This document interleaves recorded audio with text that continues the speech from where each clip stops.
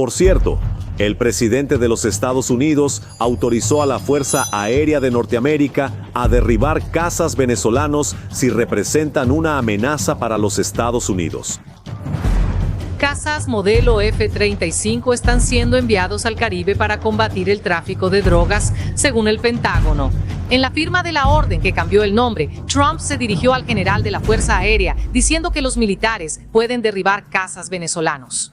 En caso de que pongan en riesgo a los buques de guerra de Estados Unidos en el Caribe,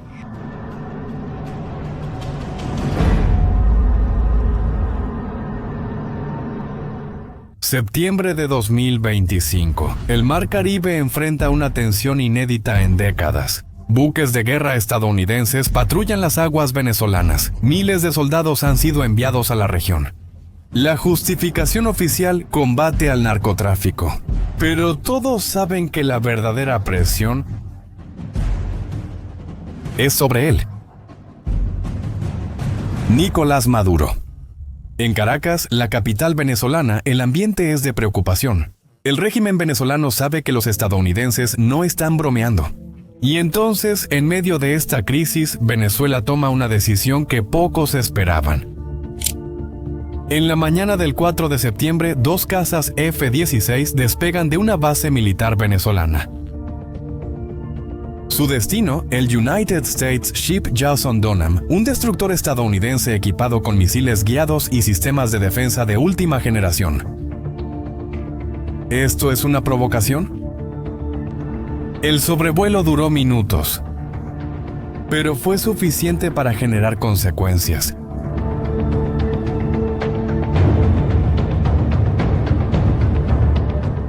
Consecuencias que cruzaron los océanos y llegaron directamente al Salón Oval de la Casa Blanca. Cuando Donald Trump se enteró de lo que había pasado en el Caribe, tomó una decisión peligrosa. ¿Y Maduro? Bueno, probablemente él no esperaba eso. Para entender por qué Venezuela se arriesgó, debemos retroceder 2 días. Debemos entender lo ocurrido antes. Algo que cambió completamente las reglas del juego. Era martes, 2 de septiembre, una lancha rápida cortaba las aguas del Caribe. A bordo van 11 personas rumbo a Estados Unidos. Los estadounidenses decían que transportaban drogas, pero ese viaje nunca llegaría a su fin, porque las fuerzas militares de los Estados Unidos estaban esperando, y cuando atacaron no fue para asustar. 11 personas murieron, nadie sobrevivió. Donald Trump anunció personalmente el ataque. Incluso subió un video de la operación. Según él, la embarcación transportaba mucha droga y los tripulantes eran miembros del Tren de Aragua, una pandilla venezolana que Estados Unidos había clasificado como organización terrorista a principios de 2025. La clave fue esa clasificación que lo cambió todo. Tradicionalmente las operaciones antinarcóticos son policiales. Interceptas, arrestas, incautas. Pero cuando etiquetas a alguien como terrorista, las reglas cambian. Ahora es guerra. Ahora puedes matar primero y no preguntar después. Los estadounidenses no llamaron a esos 11 muertos sospechosos de tráfico. Los llamaron narcoterroristas muertos en combate. ¿Notas la diferencia? Son solo palabras, pero lo cambia todo. Permite que los militares estadounidenses usen fuerza letal en aguas internacionales, algo que antes solo se permitía en casos de autodefensa directa. Y Venezuela, al enterarse de eso, no tardó en responder. Diosdado Cabello, una de las figuras más poderosas del régimen, condenó el ataque, calificando la operación como una ejecución extrajudicial y una masacre ilegal. El propio Maduro calificó la acción como un acto imperialista y declaró que Venezuela estaba lista para una lucha armada si eso fuera necesario. Pero aquí todo se vuelve más interesante. Esto porque el gobierno venezolano también atacó la credibilidad de las pruebas estadounidenses. Alegaron que el video divulgado por Trump era falso, creado con inteligencia artificial, independientemente de quién estuviera diciendo la verdad. Eso creó una guerra de narrativas donde cada lado tenía su versión de los hechos. ¿Y tú qué opinas? ¿Crees que el video realmente fue hecho por inteligencia artificial? Deja tu opinión aquí abajo, en los comentarios. Y fue en este ambiente explosivo que Venezuela decidió responder, no con palabras, sino con acción. El jueves 4 de septiembre, 2 pilotos veteranos de la Fuerza Aérea Venezolana subieron a sus F-16 aviones que, dicho sea de paso, fueron comprados a los propios estadounidenses en los años 80. Ahora van a usar esas máquinas para desafiar al país que las fabricó.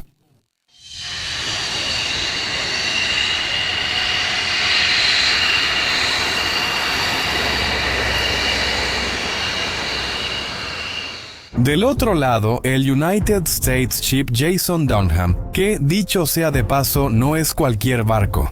Es un destructor clase Arleigh Burke, equipado con el sistema Aegis.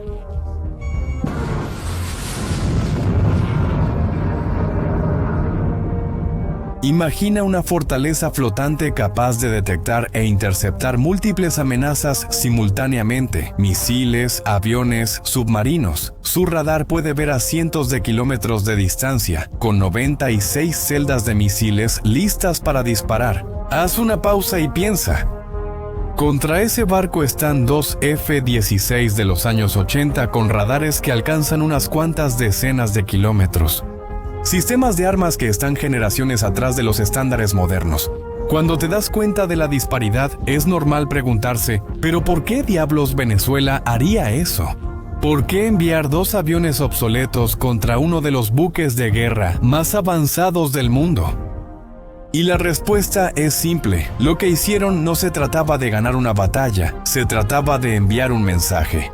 El sobrevuelo duró pocos minutos. Los F-16 se acercaron, pasaron sobre el destructor estadounidense y se alejaron. Pero hay un detalle técnico crucial que muestra lo que realmente sucedió ahí. En ningún momento, los pilotos venezolanos apuntaron al barco estadounidense con el radar de tiro. Eso es importante porque apuntar con el radar de tiro es universalmente considerado un acto hostil inmediato. Es como apuntar un arma cargada. Si hubieran hecho eso, el United States Ship Jason Dunham probablemente habría reaccionado de inmediato. O sea, por más provocativo que haya sido, Venezuela tuvo cuidado de no cruzar ciertas líneas rojas. Fue una provocación calculada, arriesgada pero calculada. La reacción de los estadounidenses fue inmediata. El Pentágono condenó el sobrevuelo como un movimiento altamente provocativo, destinado a interferir en las operaciones antinarcoterrorismo. Pero lo más interesante fue el lenguaje que usaron. Llamaron al gobierno venezolano el cártel que controla Venezuela. Así es, lo llamaron cártel, no gobierno. Eso legitima la postura militarizada de los estadounidenses, tratando a Maduro no como presidente de un país, sino como líder de una organización criminal. Llegamos al momento más sorprendente de la historia, la reacción de Trump. Los militares pueden derribar cazas venezolanos si ponen en riesgo a los buques de guerra de Estados Unidos en el Caribe. Viernes 5 de septiembre, Casa Blanca. Trump es cuestionado por periodistas sobre el sobrevuelo. Su respuesta fue directa y sin precedentes. Si nos ponen en una posición peligrosa, serán derribados.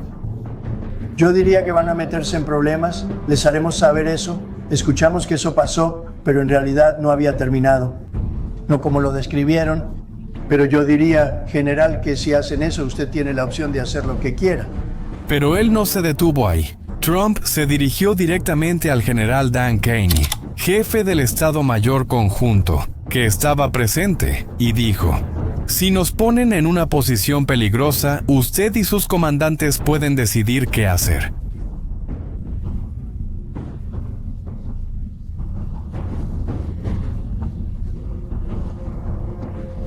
¿Verdad? Claro. En otras palabras, Trump estaba delegando la autoridad para derribar aeronaves venezolanas sin necesidad de consultar al gobierno estadounidense. Eso representa un cambio importante en las reglas. Antes, una decisión así subiría en la cadena de mando. Ahora, los comandantes que están ahí en el lugar tienen autorización total para derribar las aeronaves venezolanas. Esa declaración de Trump sirvió para múltiples objetivos. Primero, sirvió para intimidar, avisando a Maduro que el límite para provocaciones se había acabado. En segundo lugar, reforzó su inmunidad, la imagen de un líder decisivo para el público estadounidense. Además, responsabilizó completamente a Maduro de evitar una escalada. ¿Y sabes cuál fue la reacción de Maduro? Bueno, él se quedó en silencio. El gobierno tampoco emitió ningún comunicado oficial explicando lo ocurrido, ni asumió la autoría. Ese silencio parece haber sido una forma de dejar las cosas confusas realmente. Al final, esa postura termina ayudando a Venezuela a no dar más motivos para que Estados Unidos tome represalias. Sin embargo, si Maduro pensó que las cosas terminarían así, estaba equivocado. Porque la respuesta de Estados Unidos ya venía. Y bueno, amigos míos, fue colosal. En las horas siguientes a la declaración de Trump, 10 cazas F-30 y 5 Lightning II fueron enviados a una base aérea en Puerto Rico. ¿Escuchaste bien? 10 F-35, los cazas más avanzados del mundo, furtivos, invisibles al radar, contra los F-16 venezolanos que, seamos sinceros, no tienen la menor oportunidad. El mensaje era claro como el agua. Es como si él dijera: ustedes nos provocaron con aviones viejos. Aquí está nuestra respuesta. Esta fue una demostración abrumadora del dominio tecnológico estadounidense.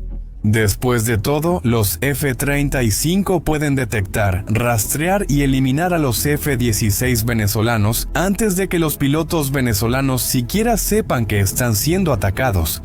Es como llevar un cuchillo a una pelea con ametralladoras.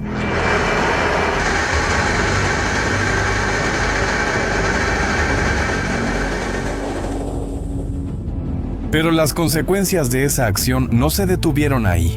Venezuela movilizó entonces sus fuerzas militares y milicias civiles. Maduro declaró que estaban listos para el combate. Los países vecinos empezaron a reevaluar sus posturas de seguridad. Todo el Caribe entró en estado de alerta. El presidente de Colombia, Gustavo Petro, tradicionalmente aliado de Estados Unidos en la región, criticó abiertamente la operación estadounidense. Si se confirma el ataque a la embarcación, lo calificó como asesinato y advirtió que una invasión a Venezuela arrastraría a Colombia al conflicto. Brasil, con Lula al mando, se mantuvo neutral y afirmó que apoyaría la paz.